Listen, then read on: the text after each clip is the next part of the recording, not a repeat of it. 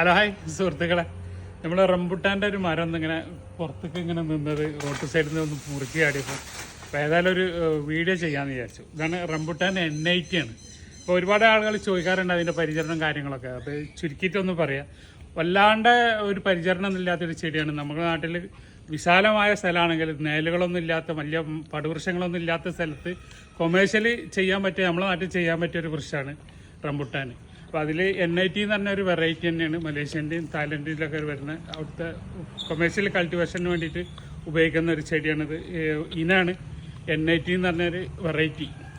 അപ്പോൾ കഴിയുന്നതും ആ വെറൈറ്റികൾ തന്നെ വെക്കാൻ നോക്കുക. പിന്നെ അതിൻ്റെ സീസറുണ്ട്, നമ്മളെ റാണിയിലെ ജോയ്കുട്ടിച്ചാൻ്റെ സീസർ. അതൊക്കെ ഓരോരുത്തരും ഇടുന്ന പേരുകളാണ്. അതിൻ്റെ സൈസ് കുറച്ചും കൂടെ വലിയൊരു വെറൈറ്റിയാണ് അത്. അതാണ് സീസർ എന്നുള്ളത്. എൻ്റെ ഒന്നും ഇതുവരെ കാഴ്ച ആയിട്ടില്ല. അപ്പോൾ 2 വർഷം കഴിഞ്ഞ് ഞാൻ വെച്ചിട്ട്. അപ്പോൾ N80ൻ്റെ പ്രത്യേകത എന്ന് പറഞ്ഞാൽ അതിൻ്റെ പ്രത്യേകത തന്നെ അതിൻ്റെ സീഡ് വളരെ ചെറിയ സീഡാണ്. അതിൻ്റെ കുരുമെന്ന്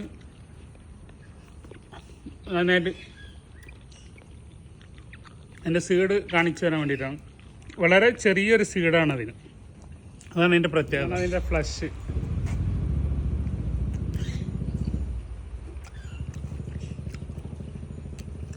N80ൻ്റെ ഒരു സംഭവമാണ്.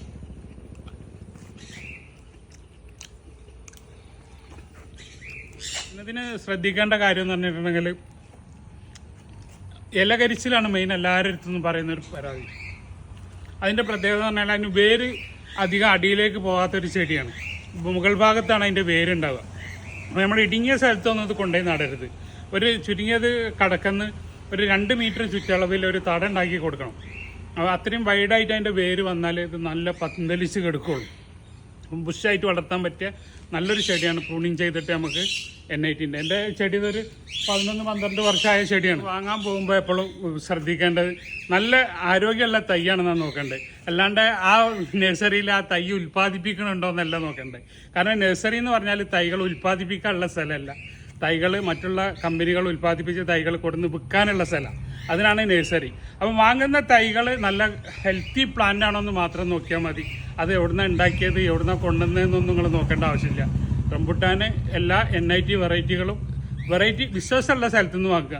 N80 എന്ന് പറഞ്ഞിട്ട് സ്കൂളിൽ പോയി മലേഷ്യൻ്റെ വേറെ ഏതെങ്കിലും സാധനങ്ങളോ അതൊന്നും തരാതിരിക്കുക. അല്ലെങ്കിൽ ലോക്കൽ സീഡ് മുളപ്പിച്ച തയ്യോ അത് പോകുന്ന ആളുകളുടെ വിശ്വാസതയാണ് ഇന്ന സ്ഥലത്തു നിന്ന് വാങ്ങണം, ഇന്ന സാധനം അവിടെ നിന്ന് വാങ്ങിയാൽ നന്നാവുന്നുള്ളത്. അങ്ങനെയുള്ള സ്ഥലത്തു നിന്ന്, വിശ്വാസമുള്ള സ്ഥലത്തു നിന്ന് മാത്രം തൈകൾ വാങ്ങുക.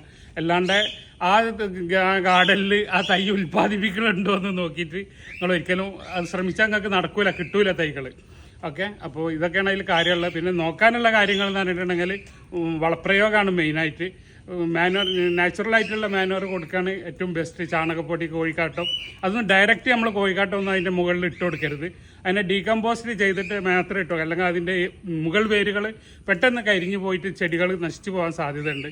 വെള്ളം, വളത്തിൻ്റെ കൂടെ എപ്പോഴും നന്നായിട്ട് വെള്ളം കൊടുക്കണം. ഇതൊക്കെയാണ് ഈ കാര്യമായിട്ട് ശ്രദ്ധിക്കാനുള്ളത്. പിന്നെ വർഷത്തിൽ 2 പ്രാവശ്യം ഡോളോമേറ്റ് ഇട്ടിട്ട് അതിൻ്റെ pH ഒന്ന് ലെവലാക്കണം. pH എന്ന് പറഞ്ഞാൽ നമുക്കൊരു 5-ൻ്റെയും 6.5-ൻ്റെയും ഉള്ളിൽ മാക്സിമം, ന്യൂട്രൽ 7 വരെ ആവാം. പക്ഷേ ഒരു സ്ലൈറ്റ്ലി അസിഡിക്കാണ് അതിന് ഇഷ്ടം. എന്ന് പറഞ്ഞാൽ 5, 5.5, 6 ആ ഒരു ലെവലിലേക്ക് ഡോളോമേറ്റ് ഇട്ടിട്ട് നമ്മൾ അത് ശ്രദ്ധിക്കുക. മൈക്രോ ന്യൂട്രിയൻസ് കൊടുക്കുക. മഴക്കാലം വരുന്നതിന് മുന്നേ വളപ്രയോഗങ്ങളൊക്കെ തീർക്കണം. വളം നമ്മൾ കൊടുക്കേണ്ട മഴ പെയ്ത് കഴിഞ്ഞിട്ട് പിന്നെ അതിൻ്റെ മുകളിൽ ഒരു വളപ്രയോഗം നമ്മൾ ചെയ്യരുത്. അതിൻ്റെ മേലെ വേനൽക്കാലത്ത് നമ്മൾ പൊതയിട്ട് കൊടുക്കണം. ചകിരി കമഴ്ത്തി ഇട്ടിട്ട് നനച്ച് കൊടുക്കുക. അല്ലാന്നുണ്ടെങ്കിൽ നമ്മളെ പുല്ല് അങ്ങനെയുള്ള സാധനങ്ങളൊക്കെ, ഉണക്കപ്പുല്ലുകളൊക്കെ ഇട്ട് കൊടുക്കുകയൊക്കെ ചെയ്തിട്ട്, കാരണം മുകളിലാണ് ഇതിൻ്റെ വേര്. ചൂട് അടിച്ചു കഴിഞ്ഞാൽ ഇല പെട്ടെന്ന് കരിയും. അപ്പോൾ ഇത്രയും കാര്യങ്ങളൊക്കെ ശ്രദ്ധിച്ചാൽ, ഇപ്പോൾ ജസ്റ്റ് ഞാൻ പറഞ്ഞല്ലോ 12-13 വർഷത്തിൻ്റെ മുകളിൽ കൊടുന്ന് വെച്ച തൈയാണ്. വെച്ച് 4-ാമത്തെ വർഷം മുതൽ തന്നെ നമുക്ക് അതിൻ്റെ കായ്ഫലം കിട്ടി തുടങ്ങിയിട്ടുണ്ട്.